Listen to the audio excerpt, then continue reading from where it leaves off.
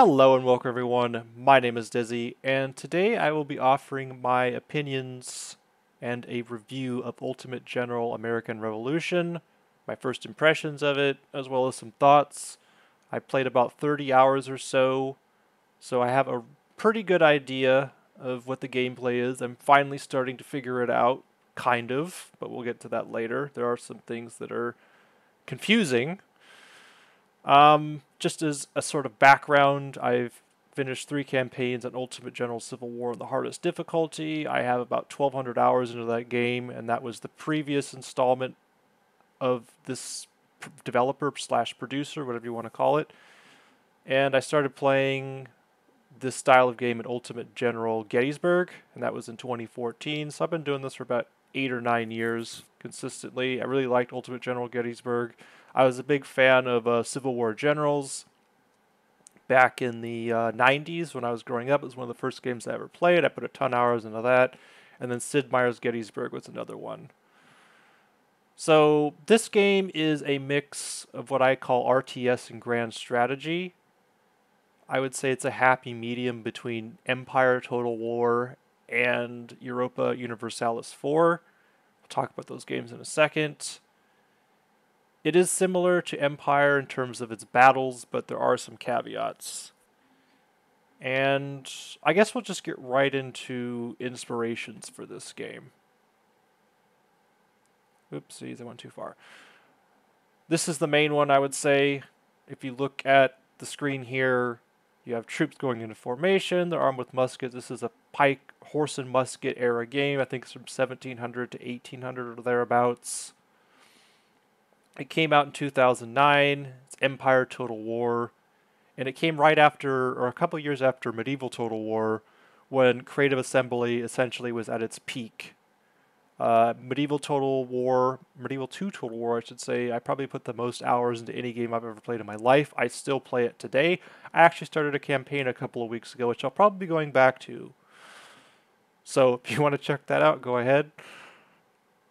And this also came after Rome Total War, which would completely change the genre of real-time strategy. And so Creative Assembly was essentially riding a high, and then this game came out, and it was generally well received, but there were a lot of issues with it. I don't particularly care for it. Like, there are a lot of good, but there's also a lot of bad, which I'll get into. And it's still relatively popular today. It still has a fan base. Tons of people play it. And the reason why is because there's not really any competition until now. At least I'd like to think that American Revolution will be good competition for this, because I see it as a far superior game. And right into issues with Empire, why I don't like it and why a lot of people don't like it. The first one that bugs me the most, it's right in front of us, is that France is one region. You have Paris, France, the whole of France, essentially one region. And in Medieval 2 Total War, it was like 10 regions. And it's really, really frustrating. And another thing is the unit composition. Essentially, in these cities like in Paris, you'd build a stack of troops, and you'd basically just build all line infantry. The entire first part of the game is light infantry and a little bit of artillery. And you just position your line infantry, and you fight another army with line infantry, and that's how you do it. It's really freaking boring, in my opinion. But there aren't a lot of games where you get to use line infantry against each other, so that's why it's still popular, is because there's not any other games where you can have line infantry shoot at each other, I guess. The unit rosters are pretty much all the same. Like for France and England, the unit rosters are the same. You're at a war with England. You get some ships, you invade England, and you fight their line infantry with your line infantry, and whoever has the most wins. Very little in the way of tactics, hardly. And interestingly enough, the creator of Ultimate General American Revolution, Ultimate General Civil War, Ultimate Admiral, was a guy called Darth. He made the Darth mods. And that's actually the first mod that I played on Empire that actually made the game substantially more enjoyable. I absolutely loved it. He did a ton of great stuff, or him and his team, I should say. I don't know if it was him and a team at that point. He added like music from Last of the Mohicans to the battles. It made the battles so much more epic, and the music was amazing. And also unit variety and everything else. So it was kind of cool to see him branch out and make his own studio. And for the second inspiration, we'll get right to it, Europa Universalis 4. And those of you who played American Revolution, you can kind of see the similarities in terms of the map. And this is just one of the map modes in EU4. This is the political boundaries one. You can actually do like an environmental boundaries one or whatever. But each, you have the little settlements and everything else. But Europa Universalis 4, I think right now is my favorite game. I'd give this game like a 9 out of 10. I absolutely love it. It has everything I need. I love how each game is different. There are some things that are similar, like how strong the Ottomans and the French get, but overall, a very entertaining and immersive game, and I can't get enough of it. And this game spans from 1444 to 1821, so the latter half actually coincides with Empire Total War and also with American Revolution. So it's roughly in the same time period of the later parts of this game. And this game starts out like medieval era, and then you slowly evolve into gunpowder and cannons. Your army composition change. The religion changes. There's a ton of stuff that goes on here. And it's not just Europe too, it's the entire world. So it's a pretty incredible game. And this is a grand strategy with a risk style map, as I like to say. And this game, despite being incredibly immersive and me putting in 1,500 hours or so, I think I played this game more than any other outside of... I don't know how many I put into Medieval 2 Total War, because I bought that game on disc, and Lord knows how many hours I put on it back in the day. But I would say the biggest issues here is the battles. Like, I don't know why I put my freaking EU4 issues right on top of one of the troops, but in this game, essentially, you have two armies here right below the EU4 issues thing, and they get into a fight. And if you look over on the left, you can actually see the details. But to somebody who likes Total War, this is not an easy translation because these are the battles. It happens on the campaign map where you have two armies that come and they meet. There are modifiers like rivers, mountains, woods, terrain, all that. There's a lot that goes into the battles, but you can't really get in depth and see what's going on. You just have this summary with these guys poking sticks at each other. And that's really a drawback for a lot of people who like the Total War franchise, is that EU4 doesn't really have very immersive battles, even though I think the battles are fine. And if the battles were like the way in Total War, the campaigns would never get finished because there's too much else going on. Like if you look at the top, you can see a ton of, like, you see money, you see manpower, you see sailors, stability, all the other stuff that goes on with it. Of course, you got all the icons up there too. All those are extremely important. But I would say the other thing that's a disadvantage is that EU4 is also pretty intense learning curve. It's hard to learn. You need to put in probably 50 to 150 hours to get the flow of it and get the idea of it. Also, if you lose a significant battle, it's hard to come back from it. The enemy, if you're weak, will attack you. They're aggressive, and it's very easy to get disheartened. And also, when you see other people that know how to play and that have put the requisite time, it's kind of discouraging because you're just like, oh, why can't I do what they're doing? And you really have to grasp the basics of the game and understand how everything works in order to get on the ground running with this game. Okay, so without further ado, okay, I clicked too far again. We'll talk about American Revolution, and this is the campaign map. You can see that it's fairly similar to EU4. Let me just scroll down a little bit. The armies aren't stacked quite in the same way. And this is actually my campaign that I did like a week and a half ago, where I had to go and rescue my troops that got stuck at Lexington and Concord, and ended up fighting a battle there and winning. But I really like the design of this campaign map at least when you're looking at it this way. And we'll get into that later, more of the specifics. But it's it's pretty. I love the little icon names and everything, or the location names. Also, I love the fact that there's tons of cities and regions that go into it. And there's population, demographics, all sorts of stuff. It very much has a grand strategy feel to it, which I dig. And then finances and economy. I actually had to use somebody else's Let's Play because I put my webcam right up top where you couldn't see. But if you look at the top where this red bar is, you can see you have something that's very similar to EU4, almost identical, in fact. And you have it's actually kind of crazy. Now that I look back at it to see how similar the two games are in terms of their campaign maps. So I think that this has a lot of potential to be really good if they can make it a little bit less convoluted. And then we get to the tech tree. This is my campaign again. And you have a headquarters, essentially, where you do research. And if you get victories, if you capture regions, you get what's called... they're not experience points. I don't know why. Reputation points. Okay, thank God I wrote it down. And you can actually hurry along production if you have the requisite amount of reputation points, but I generally like to save them for getting better units. And each department, as you can see, has its own separate tech tree. I think that's pretty cool, but it also can be kind of a bear to manage. But again, this is kind of an EU4 feel to it. And next we get on to battles, where in my opinion this game really shines. I think the battles in this game are second to none. And I'll say it again later.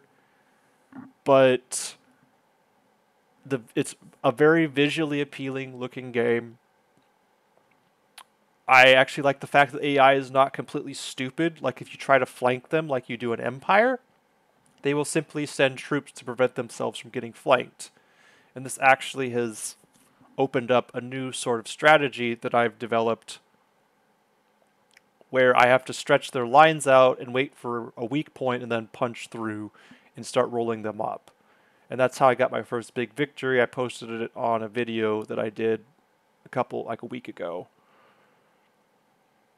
And I like the fact that when you tell troops to fire, they don't reform and scuttle around like they do in Empire. They just stand and shoot. They don't mess around. The only issue is unit collision, but I'll get to that in a little bit. Which I guess we'll get to it right now since it's already here. Is that the issues of this game? The biggest issue is the monetary system, the financing. It's really easy to run out of money, and it's not clear how you get more money. Like, the provinces have, like, a base tax thing, but I wish it was like an Empire where they would show you how much each province makes, and it doesn't always equate to financing. It doesn't show, like, province income. It just says financing. And also financing can include just, like, random, when you sell stuff at the market, it goes for financing. The numbers don't add up. Also, in terms of production, that's not clear either. The only way I was able to figure out how to get like my factories going is going into another separate menu, a production menu, clicking on the province and going into production, and being like, oh, okay, I spend this much money and this many points, and I get part of a factory point, which you don't get whole factories, you get like a part of a factory. It really doesn't make a whole lot of sense, and it's the most frustrating part of this game, in my opinion. Goods producing, also same deal. You build like a textile manufacturer. You don't know how many textiles you're going to get. It just says points. It's not one per day. It's kind of hard to like figure out how am I going to make a reliable income. Like, I get that there's decisions in making, well, am I going to build a textile manufactory? Am I going to build a carpenter or whatever so I can sell those goods? But you don't know. Like, I want to get an idea of how much money I'm going to be making per turn consistently. And the problem with this game is sometimes you just get random hits of money from RNGesus. Like I'll be almost broke, and all of a sudden it's like, oh, a donation from a wealthy merchant. Oh, a donation from the Continental Congress or whatever. And it's just like, well, I can't rely upon that. What if I'm absolutely broke and get bad RNG? Like I haven't gone broke yet, but I sure as heck don't want to face that prospect. And also the financing is completely uneven. Sometimes I'm making like no money per turn. I think it's a glitch, but all of a sudden my provinces aren't producing any money anymore. And I don't know if that's because of government sabotage or what. And it doesn't tell you how long it's going to last. Like there was one campaign not too long ago where I was only making like 286 per turn off of my provinces when I should be making 2,000. So it's totally inconsistent, it's convoluted, it doesn't make any sense, and it's going to turn a lot of people away unless they fix it. Because I've noticed this in multiple other Let's Plays that people are going broke, and because there's no tutorial or way to tell you how to make money, how do you counter that? So, also on harder difficulties, you can't see it here, but like the AI just gets a ton of troops. They get like 10,000 troops. They just keep them in Boston. So there's no way you're going to get Boston. You essentially have to go around the map, and when you capture territories, you don't even get that much money from them. Which, why? Like you would think you'd get money from taking over provinces, but it's really just a bear to try to take these extremely fortified regions. It's almost impossible. In fact, I would say it is impossible to take Boston unless you figure out how to pull some cheese. Like I said, I've put 30 plus hours in this game, and on Legendary I haven't even gotten close to taking Boston. Because they constantly keep like 7,000 to 10,000 troops in there, so good luck with that. It's impossible. Ticonderoga is possible to take, but the problem is you take Ticonderoga and it's so far up in Narnia and the supply is so bad that you can't reinforce your troops. So you have to march your troops all the way back and then march them back again. And it's just, it's frustrating. And the AI just loves to, they don't really do expeditions, they just,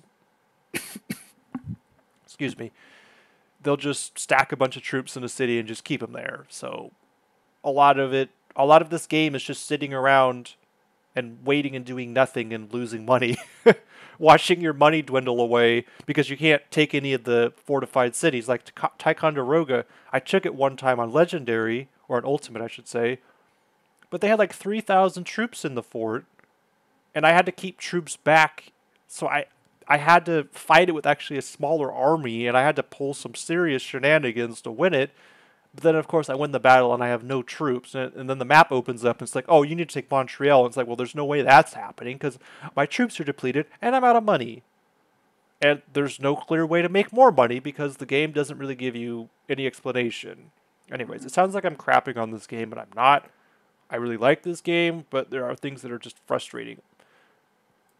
Speaking of which, officers, how do I get more officers? Like, I build schools, but how many more do I get per turn or per week or per month by building a school? It doesn't tell you.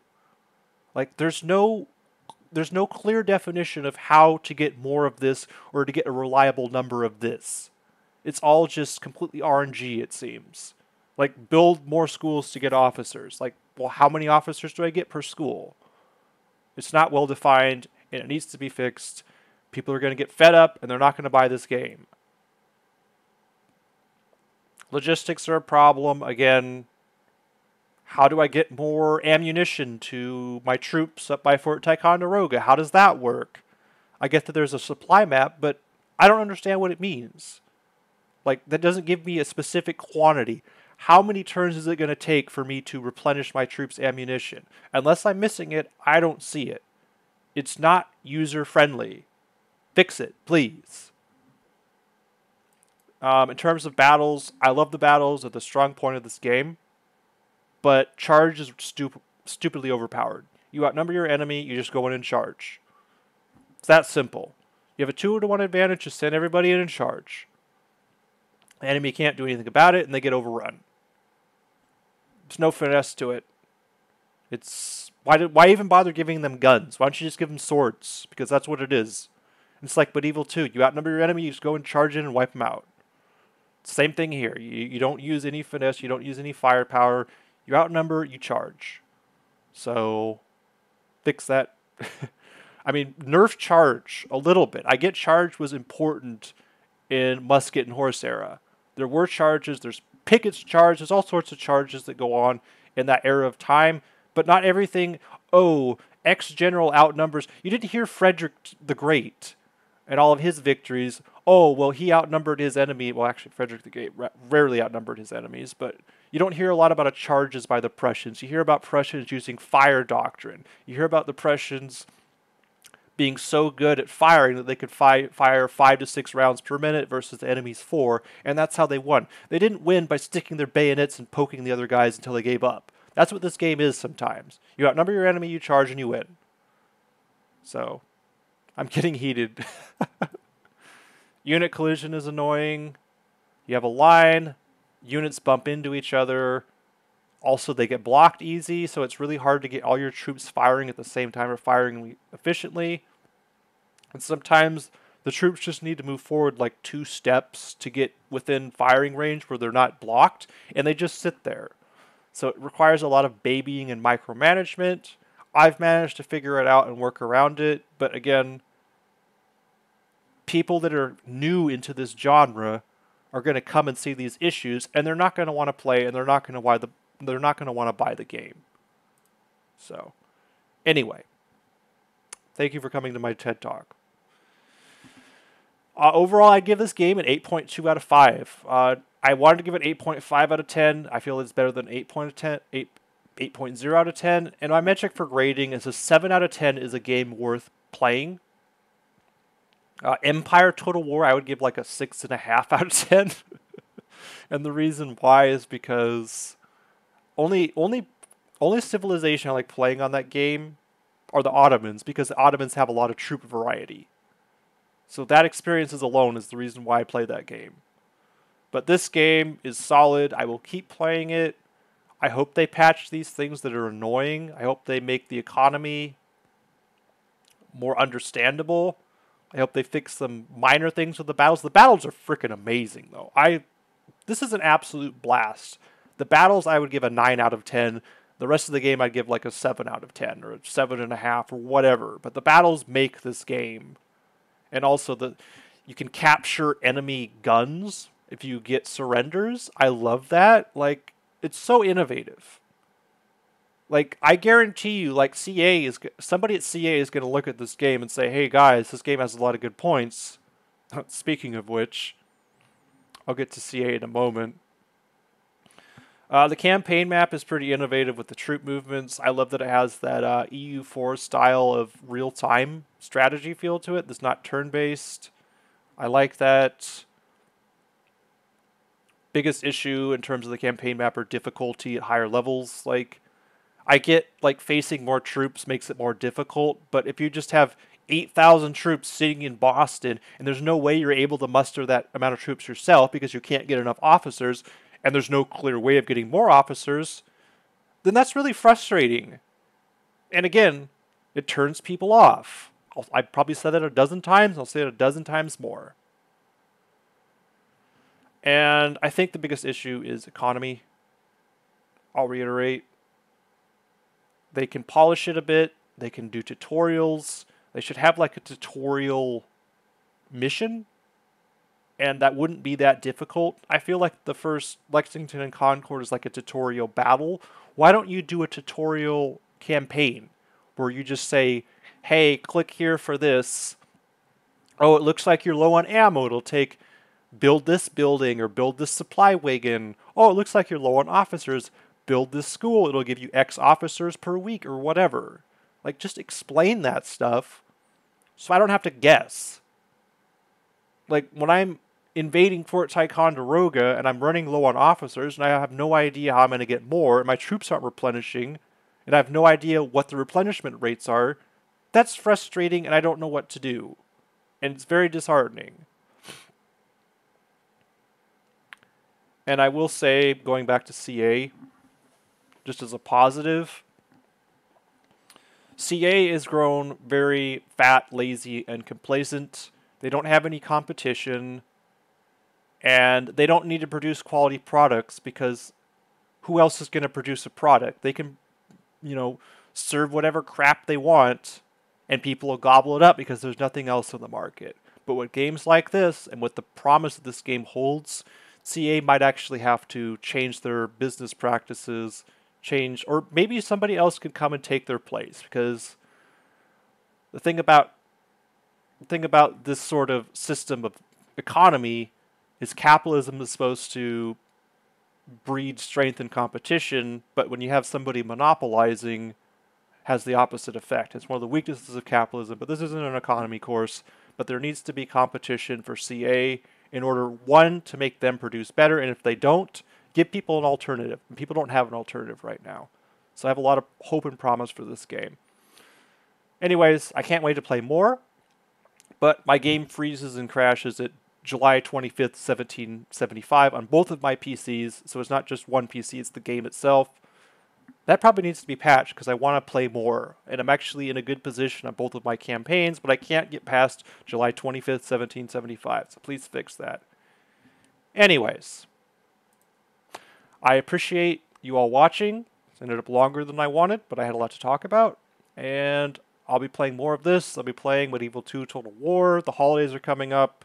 So if you like this content, you like my channel, please like and subscribe, and I'll see you in the next one. Peace.